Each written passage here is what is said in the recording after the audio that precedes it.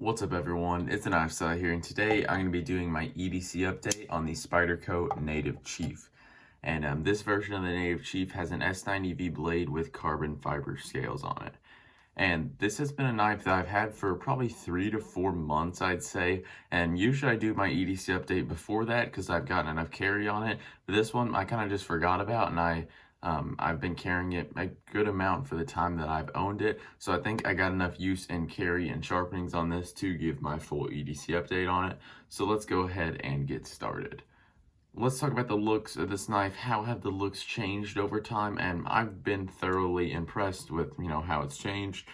Some people really don't like to see their knives age. For me, I kind of like to see scratches, on like Sabinzas and stuff. I like the blasted finish where you can see the snail trails on there. I think that it looks good, but honestly, I probably wouldn't want every single knife to be like that because, sometimes you only use them you don't use them as much as others, and maybe you just have a couple weird scratches here and there and it doesn't look all that good. But this is a knife, if you don't want to see wear, this knife really isn't going to show very much.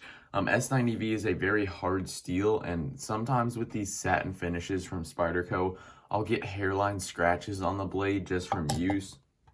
I know this Spidey Chef and my LC200N Mannix, they have those kind of scratches. They never show up on camera, so I feel like a bunch of people probably think that I'm just lying about it, but in real outdoor light, you can see it a lot better.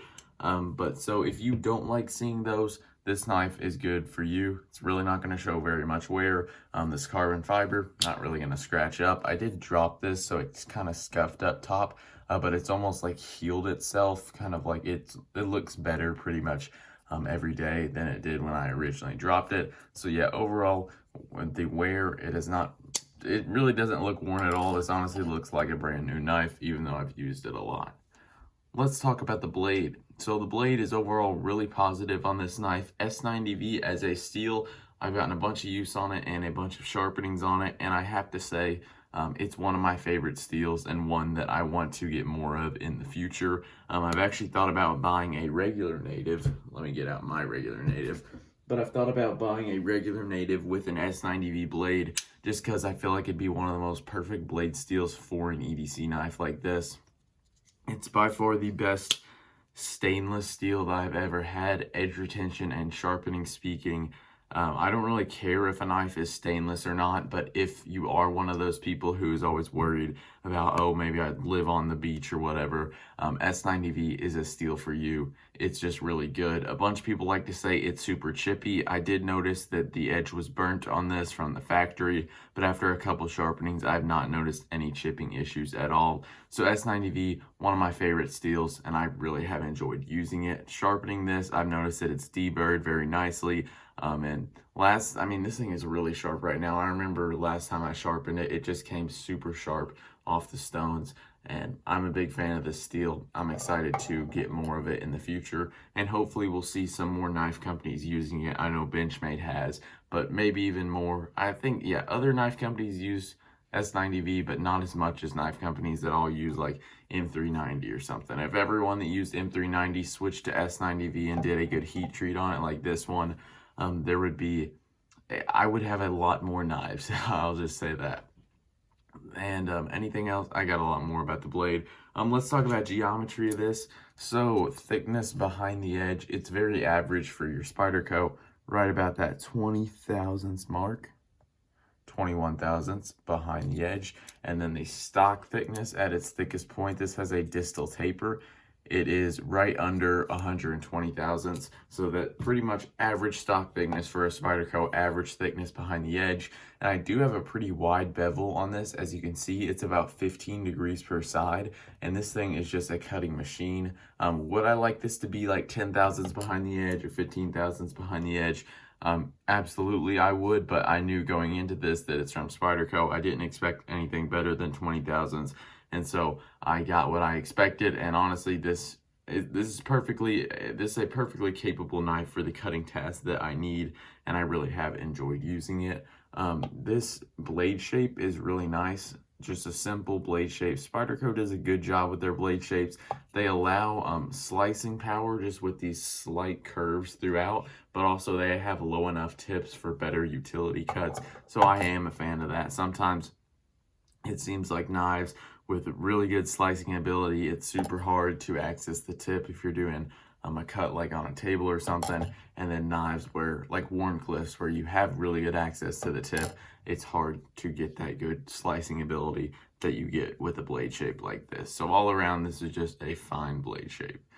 Any issues that I have about the blade, one issue that I haven't had, but a lot of people might have, is the thickness of this tip.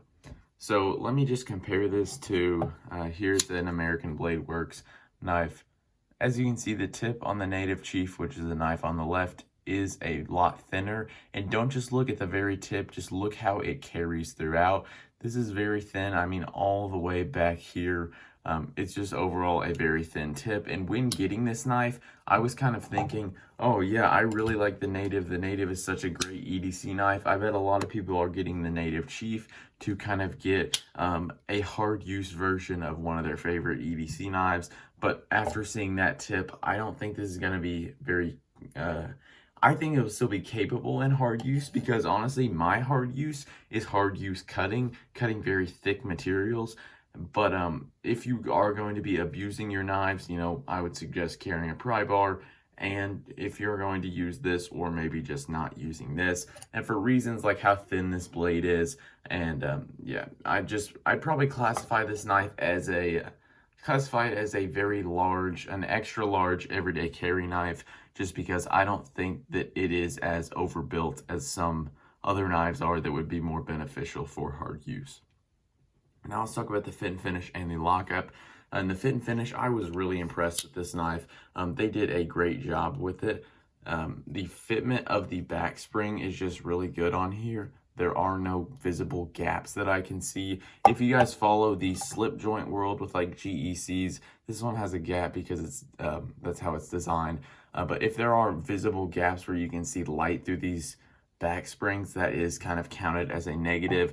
And with Spyderco, you know, I'm not expecting the best fit and finish in the world, but this one was really good, and also perfectly centered from the factory, which I've seen some of these Native Chiefs that aren't perfectly centered. And the longer a blade is, the harder it is to get centered, because I guess the harder it is to keep the grind symmetrical. And if it was a shorter blade, a turn of the pivot wouldn't change the position of the tip as much as it is with this longer blade. So really impressed with the fit and finish on this knife from Spyderco. This was a more expensive one, about $250. These didn't sell out very fast at all, so if you are looking at this now wanting to buy it, I'm sorry, but I don't think that these are going for very much more expensive on the secondary. I don't think they go above retail on the secondary. And if I ever sold this one, I wouldn't put it for above retail, also because I have used it. But the Native Chief, I like it because the sprint rounds don't sell out very fast. So if you just, you know, follow retailers and you see, oh, this one's coming out, there's a good chance that within a couple days of it coming out, it will still be in stock. One note on the lockup, sometimes this is an issue with back locks. I can wiggle out a hair of up and down. Sometimes I was just putting my middle finger on that back spring, so I can just wiggle out a tiny bit. Now I am cranking on this knife and it's not going to fail on me, but that's just kind of a thing with back locks. Sometimes they have a slight bit of up and down play. For the ergonomics on this knife are overall good. I think they could be better though. Let me talk about that. So where they are good, in this choked up grip, it is very nice. You get really close to that blade, you can get a whole lot of power behind the cut. You can even put your thumb way up here. A lot of times I don't do this because your thumb's in the cutting path, but you still have a good maybe 2.5, 3 inches, not 3 inches, but maybe 2.5 inches of blade length there that you can still utilize and still get a lot of power behind that cut. One thing that I like just about the Native design in general is they don't have this huge hump that you see on the PM2 and the Para 3. To give you access to that thumb hole, they make the blade swoop up like that. And so what that does is in this open position, it doesn't allow your thumb to really go forward. You can go like this, but you're kind of covering up the whole blade. And my thumb kind of would like to fall right here, which you can't do because that's at the top of that hump there. And so holding it like this, I just feel like my thumb is locked in and I can't do much with this grip. And so that's why I really like the native line of knives, even though they aren't as easy to open as like the para line of knives. It still is nice for ergonomics. One grip that I really like with this Native Chief is this pinch grip right here. Really any knife with a forward choil and no flipper tab in the way, you can do a nice pinch grip on here and really use that tip. You can use it in so many different ways. I'd suggest using this grip if you don't really use it that much right now. Where I think the ergonomics could be improved is just the chamfering of these handle scales. So this is kind of a thing with the regular Native too. They're just kind of boxy. As you can see, this corner is broken on here, so it's not sharp. It's not like hot spotty or anything. But I think that if there was a little chamfer going all the way around, that would really just make it a little bit more comfortable, more, I guess, conforming to the hand. And so I wish they would have done that. Or also maybe add some contouring, but that's not really, I don't expect Spyderco to do that. But yeah, I wish there was that little bit of chamfering going all the way around. That would be pretty nice. Now let's talk about the carry of this knife. So carry is very good, way better than what you would expect for a knife of this size. We got, I think this is a 4-inch blade or over, 3.6 ounces. So killing the blade to handle ratio, if that's what you care about. And with that blade to handle ratio, the bigger the knives get, the harder it is to achieve that. So knives that have a 4-inch blade, it's almost impossible for them to get under 4 ounces without being like having just a back lock with very minimal internals and just carbon fiber. And so this knife carries just like a regular 3.5-inch full-size EDC knife. I've carried this in the summer in lighter weight shorts. It's slim in the pocket, which is also nice, so it kind of just tucks away. Really good job on the carry from Spyderco. This does not feel like how big of a knife it is, and it also slides in and out of the pocket very nicely with this regular stock clip and sliding on this carbon fiber. A lot of people might be curious why I haven't switched it to tip down carry, because I'm someone who, if a knife is beneficial to be tipped down, I will carry it tipped down, and this would be one of those knives because when you put it in the pocket, you pull it out and you're right there on the thumb hole ready to go. With it like this, you pull it out of the pocket, maybe something along these lines, and look how far away you are from that thumb hole. You got to scoot all the way up and open it. Now, this is an EDC knife, so I want to make clear that I don't need rapid deployment for it, but it still would be a quality of life improvement to have this tip down. But in the tip down position, it is a hot spot. The pocket clip's a hot spot in my hand in this saber grip. So for those reasons, I just switched it to the tip up. But yeah, if you guys are curious, tip down didn't really work for me on this knife. For the action of this, this is where I think that people don't like the Native Chief, and this is why I think sprint rounds just sit in stock, because there are some people, one thing I've noticed is a lot of people really like the Native Chief and a lot of people don't like it at all. And I think it's just because of the back lock and because the action isn't as fun as a lot of Spydercos. Pretty much any Spyderco that isn't a compression lock, there's always going to be someone in the comment section of a Facebook group saying, oh, I'll make it in a compression lock. And while the compression lock is good, there are some downsides to it. And really the main downside that I noticed is hot spots with the compression lock, because sometimes, as you can see with this PM2, you put your hand all the way back there and that can be a hot spot on you. I know the Sage 5 lightweight, that compression lock is a hot spot for me. Now on the Para 3 lightweight, that compression lock isn't a hot spot for me, so it varies between knife to knife, so I can't definitively say that a compression lock on this would cause a hot spot, but I know the back lock, this is practically just a neutral handle just with a small cutout like this, so this is not going to cause a hot spot at all. That's why I like back locks. They're simple, they're effective, they work, and they're the first locking mechanism on the Buck 110 or whatever a long time ago, and they're still using them today, so they definitely have stood the test of time. And I think that people just write off the Native Chief because it isn't that fun to play with.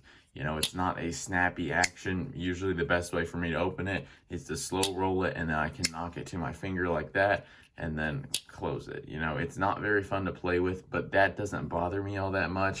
I think that, you know, blade cutting, like cutting ability, ergonomics, those are a lot more beneficial to me than how fun it is to play with, just because, I mean, I have a bunch of knives here that are fun to play with. I have flipper tabs with tuned detents and drop shut actions. I don't need every single knife I own to be fun to play with. So I've already said that rant a million times, but I just feel like people are writing this knife off when they shouldn't, solely because of the action.